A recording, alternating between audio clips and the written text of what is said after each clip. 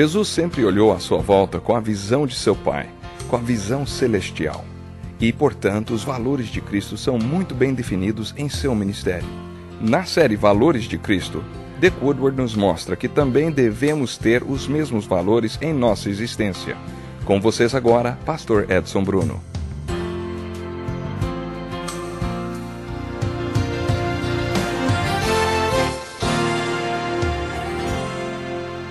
Você já reparou no quanto Jesus falou sobre o seu próprio ensino? Você já parou para pensar como ele valorizou o seu ensino? Nesse estudo dos valores de Cristo, já falamos sobre o valor que Jesus deu ao seu próprio ensino. Ele afirmou que o seu ensino não era dele mesmo, mas do Pai. Era o ensino de Deus. O seu ensino era a palavra de Deus. Jesus afirmou coisas maravilhosas sobre o seu ensino, sobre aquilo que ele ensinava. Entre essas coisas que Jesus ensinou, ele disse que o seu ensino não era dele mesmo, mas do Pai. Jesus também afirmou que se respondermos de maneira apropriada ao seu ensino, algo espiritual acontecerá conosco. Haverá uma recriação espiritual. De acordo com Jesus, todo tipo de maravilhas espirituais vão nos acontecer quando respondermos de maneira apropriada ao seu ensino. Também aprendemos que através do seu ensino, a nossa vontade se alinha com a vontade do Pai. E Deus então responde às nossas orações. No estudo de hoje, consideraremos outros fatores importantes do ensino de Jesus. Jesus começou o seu ensino nesse mundo promovendo um retiro, que chamamos de o primeiro retiro cristão, durante o qual pronunciou o sermão, conhecido por todos como o Sermão da Montanha. E lá no topo daquela montanha, Jesus recrutou os seus discípulos. Alguns desses discípulos tornaram-se os seus apóstolos. E Jesus, então, os desafiou a se tornarem o sal da terra e a luz do mundo, parte da sua resposta para todas as dúvidas do mundo e parte da sua solução para todos os problemas do mundo. Lemos sobre o recrutamento destes apóstolos ocorrido durante este primeiro retiro cristão, relatado no Evangelho de Mateus, capítulos 5, 6 e 7. Jesus exerceu o seu ministério de 3 anos sobre a terra com aqueles 12 homens. Ele, os discípulos, e os treinou então para que fossem sua solução e resposta para as pessoas problemáticas e para os problemas das pessoas desse mundo. Depois de concluir o seu ministério de 3 anos, Jesus promoveu outro retiro. Foi nesta ocasião que Jesus fez o sermão da última ceia, o maior de todos os sermões de Jesus registrado no Evangelho de João, capítulo 13, 14, 15 e 16. Isso aconteceu quando Jesus estava prestes a ser preso e crucificado. Ele quis se recolher com aqueles 12 homens e compartilhar com eles as suas últimas palavras. Ao compartilhar suas últimas palavras com eles, Jesus jogou-lhes uma bomba. Ele disse: "Vou deixar vocês."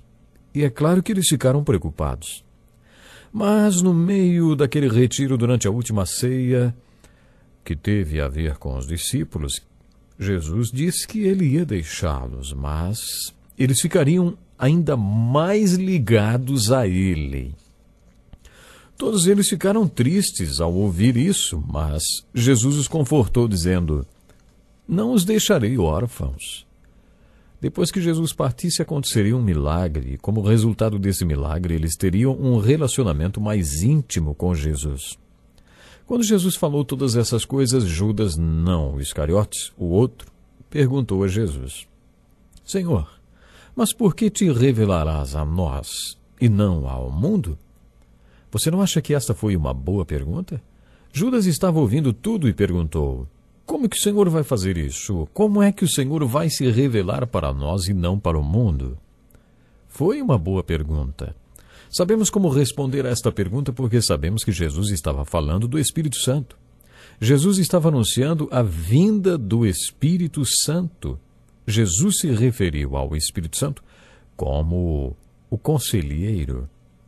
Ele deixou claro que não os abandonaria, mas lhes deixaria o conselheiro, que ficaria ao lado deles. A palavra em grego usada foi paracleto, que significa aquela pessoa que fica do nosso lado, nos ajudando.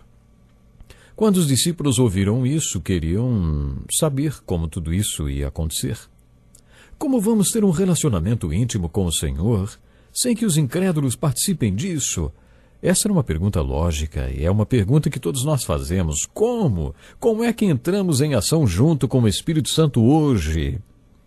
Mais uma vez, Jesus deu tremendo valor ao seu ensino.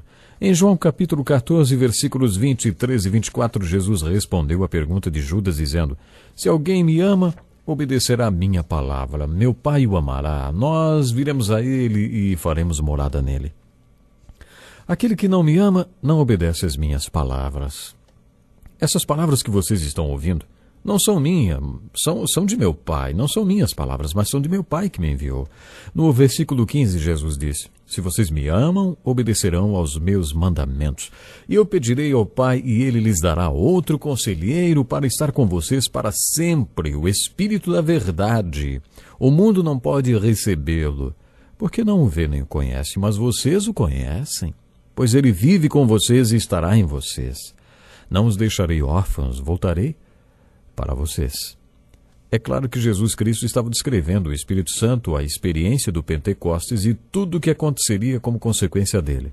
Talvez você já esteja bem familiarizado com esse texto, mas observe como, ao ensinar sobre o Espírito Santo, Jesus valorizou o seu ensino. Jesus falou sobre obedecer os seus mandamentos, reter os seus mandamentos, lembrar dos seus mandamentos, ouvir os seus mandamentos, praticar os seus mandamentos, ser impactado pelos seus mandamentos. Era o ensino de Jesus que os faria participantes de um relacionamento com o conselheiro, o Espírito Santo. E este relacionamento seria mais íntimo do que o relacionamento que tinham tido com Jesus durante os 3 anos do seu ministério. No auge deste último retiro cristão, os discípulos ficaram intrigados com as palavras de Jesus, com o seu ensino e com tudo que já tinham visto fazer. Creio que o sermão da última ceia atingiu seu apogeu quando Jesus disse que foi o Pai que falou através dele, porque ele e o Pai são um, e cada palavra que Jesus falava vinha do seu relacionamento com o Pai.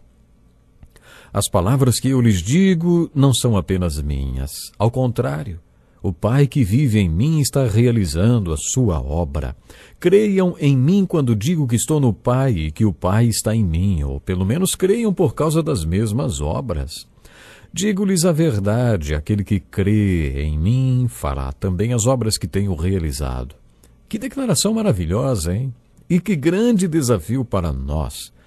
Mas Jesus foi ainda mais longe quando disse: aquele que crê em mim fará coisas ainda maiores do que estas, porque eu estou indo para o Pai. Acho que quando Jesus disse fará coisas ainda maiores, ele estava falando no sentido quantitativo, mais do que no sentido qualitativo, porque seriam tantos a executarem sua obra e em muitos lugares. Em toda parte, um cristão habitado pelo Espírito Santo, controlado pelo Espírito Santo, cheio do Espírito Santo, usado por Deus e pelo Cristo vivo ressurreto. Talvez este seja o sentido de coisas ainda maiores do que estas. A chave deste milagre maravilhoso, a obra do Cristo vivo sendo feita através de nós. Hoje, Jesus fala para o mundo através de nós. No final, a essência de tudo é que o ensino de Jesus é um conjunto de mandamentos que ele nos deu. Se vocês me amam, obedecerão aos meus mandamentos.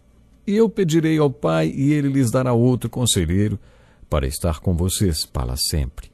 Pedro se referiu a este acontecimento em Atos, capítulo 5, versículo 32. Nós somos testemunhas destas coisas, bem como o Espírito Santo que Deus concedeu aos que lhe obedecem. Se você pensar a respeito, verá que estes são os únicos que precisam do Espírito Santo. E a obediência às palavras de Jesus é a palavra-chave. É a chave, vamos dizer assim, para receber o Espírito Santo em nossas vidas. Você não acha que isso dá ao ensino de Jesus um valor tremendo? A obediência aos mandamentos de Jesus é o veículo, o instrumento que nos leva a ter um relacionamento com o Espírito Santo e com o Cristo vivo. Isto nos desafia a dar ao ensino de Jesus o mesmo valor que ele deu, se quisermos ter esta realidade espiritual em nossas vidas. Você quer que a vida espiritual seja concebida em você, criada em você e se torne realidade em sua vida? Então busque os ensinos de Jesus, as palavras de Jesus, e peça que o Espírito Santo mostre o que eles querem dizer e o que significam para você. Peça ao Espírito Santo que dê a você o poder, o desejo para os receber e praticar os mandamentos de Jesus. Quando obedecemos, quando praticamos, quando temos cuidado em realmente viver os mandamentos do Senhor Jesus, podemos esperar sim que as bênçãos do Senhor em nossa vida serão tremendas. E sem dúvida vamos conquistar outros para caminharem conosco esta caminhada de fé tão maravilhosa. Eu diria então, busque os ensinos de Jesus, as palavras de Jesus. Peça ao Espírito Santo para mostrar a você o que realmente a palavra significa. Peça poder, o desejo para obedecer. Peça o desejo de obedecer e o desejo de praticar os mandamentos de Jesus. Esse foi o grande valor que Jesus deu ao seu ensinamento. Quando você faz isso, passa a ter este relacionamento íntimo com Ele, mais íntimo do que os próprios apóstolos tiveram quando Jesus viveu como homem aqui nessa terra. Obedecer aos ensinamentos de Jesus Cristo, não apenas entender ou memorizar, mas realmente obedecer, viver, aplicar e colocá-los em prática sobre a vida. Isso vai levar você a ter um relacionamento com o Espírito Santo, com o Cristo vivo e também um relacionamento profundo com Deus, o Pai. E o resultado desse relacionamento não será apenas ter o Cristo, ter o Pai e o Espírito Santo dentro de você, mas isso também vai falar com você e vai fazer com que você esteja disposto a levar outras pessoas a conhecerem as palavras de Deus, as palavras do Deus Pai e do Cristo vivo. O Espírito Santo em você fará as obras do Deus Pai, do Espírito Santo, do Cristo vivo, depois que você confessar o valor que Jesus Cristo deu ao ensino. Isto é algo muito profundo e é bem por isso mesmo que nós estamos parando para estudar os valores do Senhor Jesus. Deixa eu repetir aqui algo muito importante. Jesus afirmou que se respondermos de maneira apropriada ao seu ensino, algo espiritual acontecerá conosco. Haverá uma recriação espiritual. E de acordo com Jesus, todo tipo de maravilhas espirituais vão nos acontecer quando respondermos de maneira apropriada ao seu ensino. E nós já aprendemos que através do ensino do Senhor Jesus, a nossa vontade se alinha com a vontade do Pai. E Deus, então, responde às nossas orações. E minha oração nesse finalzinho de programa é que você possa sim valorizar profundamente o ensino do Senhor Jesus. Ficamos por aqui.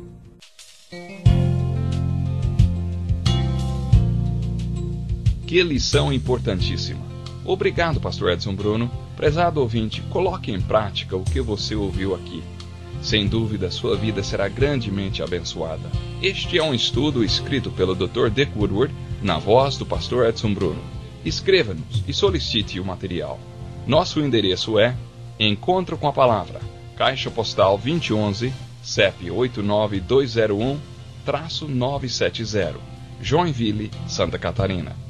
Até o nosso próximo encontro com a Palavra.